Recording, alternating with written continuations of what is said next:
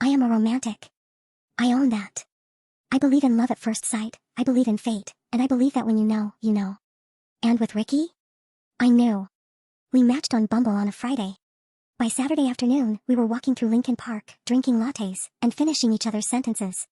It wasn't just a date, it was a montage. He was handsome, charming, successful, he works in finance, and he looked at me like I was the only person in the city. We were walking past this pet store, Paws and Whiskers, and there was this puppy in the window. A little golden doodle with fur the color of caramel corn. I squealed. I couldn't help it.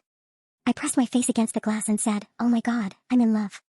Ricky looked at me, then looked at the dog, and then looked back at me with this intense, movie star grin. He grabbed my hand and said, "Let's go meet him." We went inside. I held the puppy. He licked my nose. I was melting. And then Ricky did the most insane, romantic, bachelor finale thing I have ever seen. He pulled out his credit card. He looked the cashier in the eye and said, "We'll take him." I froze. I said, "Ricky, are you serious? We just met. This is a life commitment." And he squeezed my shoulder and said, "Becca, when you know, you know. I feel it with you, and I feel it with this dog. Let's start our family." Our family. On the first date. We named him Sprinkles. We bought the leash, the bed, the little squeaky toys. We took Sprinkles back to Ricky's apartment. We ordered Thai food, played with the dog on the rug, and, well, one thing led to another. It was magical. The three of us. I woke up the next morning, and Ricky was gone. But there was a note on the pillow next to me. It said, "Had to run to a meeting. You are amazing. Love, Ricky." Love. He wrote love. I went home to change, floating on air. I waited for his text. And waited. And waited. Sunday passed. Monday passed. Tuesday. Nothing. I was panicking. Not just because I missed him, but because, where was our son? Where was Sprinkles?